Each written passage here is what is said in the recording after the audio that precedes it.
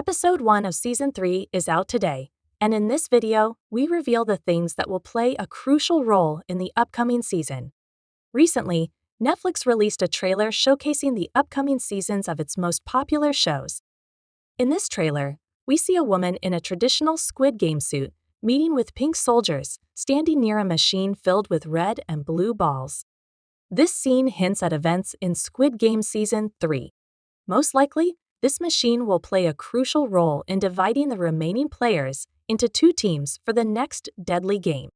Each player will have to turn the machine's handle and receive a ball, which will determine the team they join.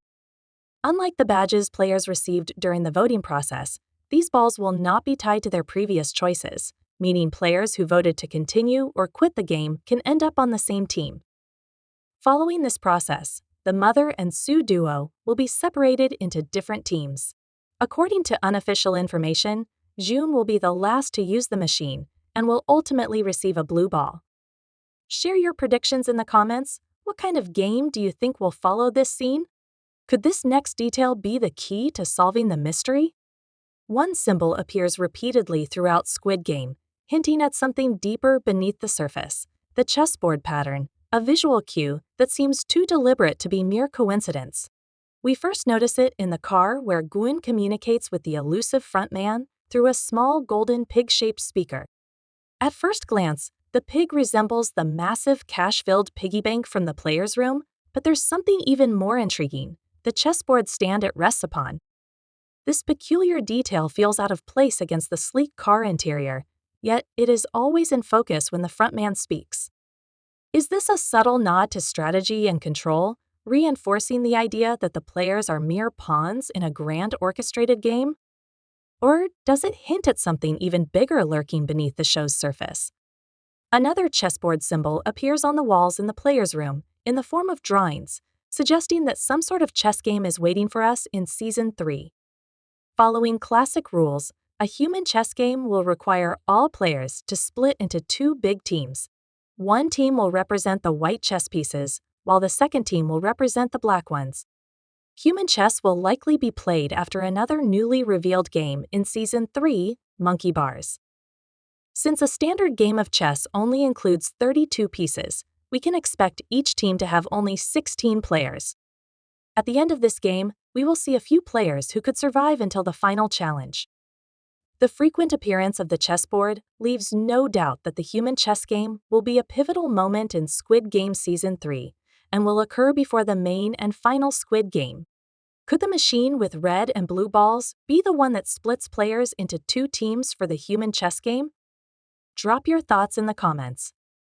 Unfortunately, Season 3 will take the lives of many characters, and one of them will be player 388. Previously, Dio's behavior during the game sparked many theories about his character, specifically his nomination as a secret VIP among the players.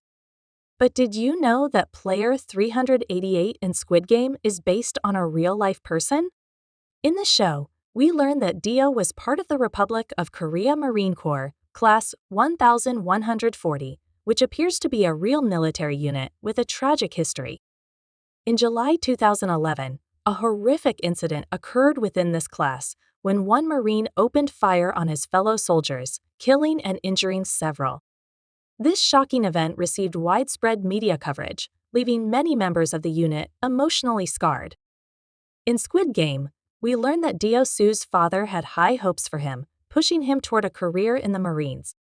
But while we know he once served, the reason he abandoned that path and ultimately found himself in the brutal competition remains shrouded in mystery. However, one possible explanation stands out: his past experiences in the military may have left him with deep psychological scars. Surviving a harrowing shooting incident, along with other traumatic events, likely resulted in PTSD, post-traumatic stress disorder, a condition that can cause intense fear, flashbacks, and emotional instability. This theory gains weight when we observe his reaction to weapons and gunfire during the games. Unlike other contestants who accept the brutal reality of their situation, Dio exhibits moments of visible distress: his hesitation, his unease, the rare glimpses of fear in his otherwise ruthless demeanor. Could it be that beneath his hardened exterior lies a man haunted by his past, battling demons he has never been able to outrun? His story, though not explicitly detailed, adds yet another layer of complexity to the psychological depth of Squid Game, making his downfall all the more tragic. Be sure to comment below, what fate do you think awaits player 388 in Season 3? Now, let's move on to the player you most likely overlooked. After the first game, all players naturally split into small teams, continuing to play together. This is how we got the team of Thanos and his allies, the team of Ji-hun and the key players around him, and even the team of the oldest player 100 and those who supported him. However, the only player who hasn't joined any group yet, but remains at the center of the main plot, is player 333.